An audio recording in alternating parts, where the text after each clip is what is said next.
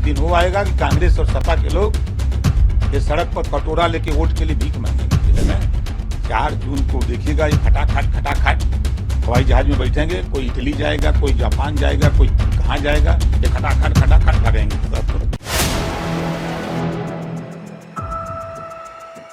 पलटू राम के नाम से मशहूर योगी सरकार में मंत्री और सुभाषपा अध्यक्ष ओम प्रकाश राजभर, जो अक्सर अपने बयानों से चर्चा में रहते हैं, एक बार फिर वो अपने एक बयान से चर्चा में हैं।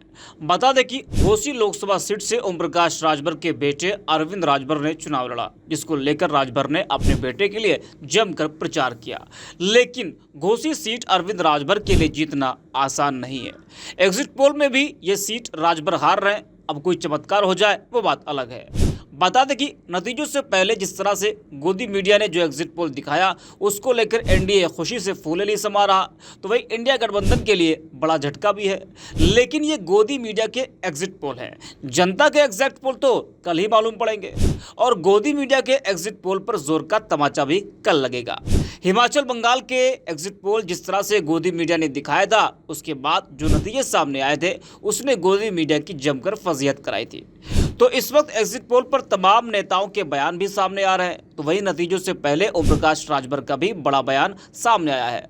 ओम प्रकाश राजभर ने विपक्ष पर हमला बोलते हुए कहा कि 4 जून को देखिएगा, ये खटाखट हवाई जहाज में बैठेंगे, कोई इटली जाएगा, कोई जापान जाएगा, खटाखट भागेंगे। ओम प्रकाश राजभर ने सपा कांग्रेस पर तंज कसते हुए कहा कि एक दिन वो आएगा जब ये लोग सड़क पर कटोरा लेकर वोट के लिए भीख मांगेंगे और कोई देगा नहीं। इससे पहले जब ओम प्रकाश राजभर एनडीए के साथ नहीं थे, तो इसी तरह का बयान मुख्यमंत्री योगी आदित्यनाथ के लिए भी दिया था। योगी से भी भीख मंगवाने की बात ओम प्रकाश राजभर ने की थी। वही बता दें कि ओम प्रकाश राजभर ने कहा कि मुस्लिमों को अक्ल आनी चाहिए। उन्होंने आरोप लगाया कि कांग्रेस और समाजवादी पार्टी ने मुस्लिमों के दिमाग में नफरत भर दिया है। राजभर ने कहा कि विपक्षी पार्टियों ने गरीबों, दलितों और पिछड़ों का हक लूटा है, मुस्लिमों के दिमाग में नफरत भरा है। उन्होंने कहा कि मुस्लिमों को अक्ल आना चाहिए, लेकिन इनके दिमाग में सिर्फ नफरत भरी हुई है। जो कांग्रेस की सरकार में नहीं हुआ, वह बीजेपी सरकार में हुआ। 51 मुस्लिम बच्चों ने आईएएस की परीक्षा पास की, पहली बार ऐसा हुआ देश में। क्या बोलेंगे ये लोग, क्या कुछ कहा प्रकाश राजभर ने, जरा आप भी सुनिए। कितना काम हुआ है? अभी तो 4 को गिनती होनी है ना। हम 8 जून को माननीय नरेंद्र मोदी जी देश के प्रधानमंत्री की शपथ लेने जा रहे हैं। अभी लोगों को क्या पता है, अभी गिनती नहीं हुई है। हम 8 जून की बात कर रहे हैं। आप देखिएगा, ये लोग भरम में हैं, ये लोग तैयारी करें और कुछ करना नहीं है। ये जितना चिल्ला रहे हैं ना, ये लोग नारा लगा रहे थे ना कि खटाखट बोल रहे थे ना।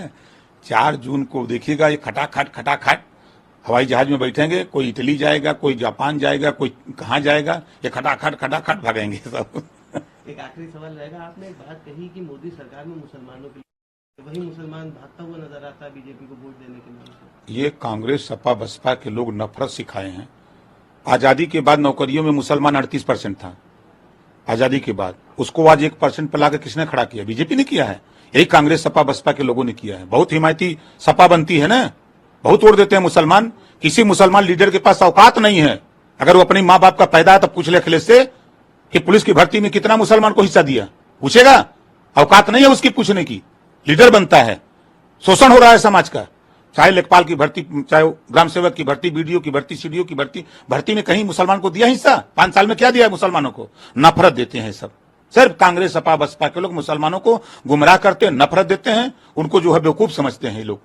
और मोदी जी उनको हक देते हैं, हिस्सा देते हैं।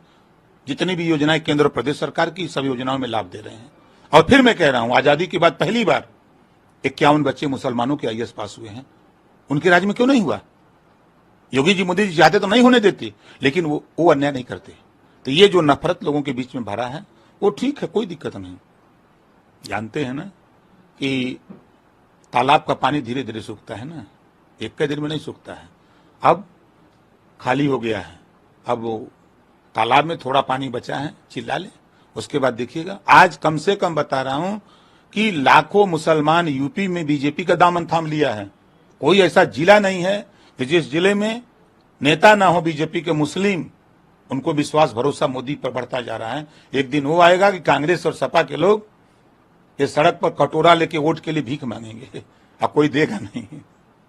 तो सुना आपने, आज इस साहब विपक्ष भीख मांगेगा कुछ ऐसा बयान देते हुए दिखाई दे रहे हैं। इससे पहले आपने देखा था किस तरह से ओम प्रकाश राजभर ने मुख्यमंत्री योगी आदित्यनाथ के लिए कुछ ऐसा ही बयान दिया था, उनसे भी भीख मंगवाने की बात की थी। क्या कुछ कहा था आप भी सुनिए। योगी बाबा जौन पहले हुए इस सदन में टाली, हम कुछ नहीं करूंगा, लेकिन योगी बाबा जी आपको लखनऊ की गद्दी से उठाकर वहां पहुंचाऊंगा जहां भीख मांगने की ट्रेनिंग दी जाती है। तो सुना आपने।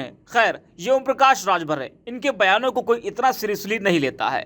देश को पता है कि बीजेपी ने ओम प्रकाश राजभर को क्यों अपने साथ रखा है, क्यों राजभर के आगे बीजेपी हर बार घुटने टेक देती है। अब ओम प्रकाश राजभर के कमाल को तो 4 जून यानी कल ही जनता देखेगी कि राजभर को जनता ने पसंद भी किया है या फिर नहीं।